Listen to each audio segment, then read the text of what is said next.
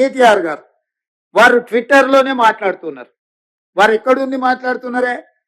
తెలంగాణ ప్రజలు గమనించాలి. వారు ఈరోజు అమెరికాలో ఉన్నారు. ఆయన ఫ్రెండ్స్తోనే అమెరికాకు పోయాడు. No problem.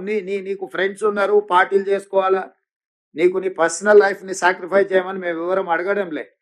If you want to enjoy you can enjoy.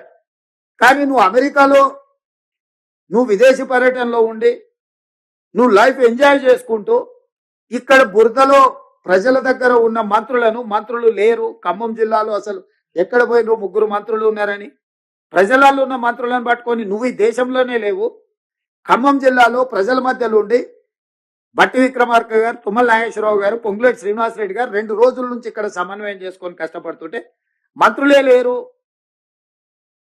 ఏ రకంగా మీరు కేటీఆర్ గారు మీరు ఏం మాట్లాడుతున్నారో మీకేమన్నా అంటే మీరు హోస్ట్లో ఉండి మాట్లాడుతున్నారా, హోస్ట్లో లేక మాట్లాడుతున్నారా, సమాచారం ఉండి మాట్లాడుతున్నారా, సమాచారం లేకుండా మాట్లాడుతున్నారా నాకైతే తెలియదు. కానీ మీకు తగదు.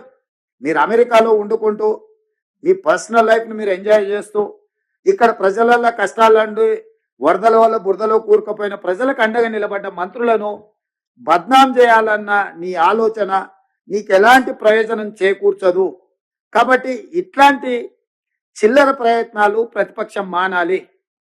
ప్రతిపక్షం బాధ్యతాయుతంగా వ్యవహరించాలి. ప్రభుత్వానికి సూచనలు ఇవ్వాలి, సలహాలు ఇవ్వాలి, కలిసి పనిచేయాలి. విపత్కర సందర్భంలో రాజకీయాలను పక్కన పెట్టి మనందరం కలిసికట్టుగా పనిచేస్తే ప్రజలకు కొంత ఉపయోగం అవుతుంది. ఈరోజు కేంద్ర ప్రభుత్వం దగ్గర మనం నిధులు రాబట్టుకోవాలంటే పాలకపక్షం ప్రతిపక్షం అందరూ ప్రజాప్రతినిధులు కేంద్ర ప్రభుత్వానికి విజ్ఞప్తి చేయడమే కాకుండా అవసరమైతే ఒత్తిడి చేసి నిధులు తెచ్చుకుంటే అది తెలంగాణ రాష్ట్రానికి ఉపయోగపడుతుంది. మీరు ఈ విపత్తును జాతీయ విపత్తుగా ప్రకటించమని చెప్పరు. కేంద్ర ప్రభుత్వం నుంచి మనకి ఏం నిధులు కావాలని కేంద్ర ప్రభుత్వాన్ని అడగరు.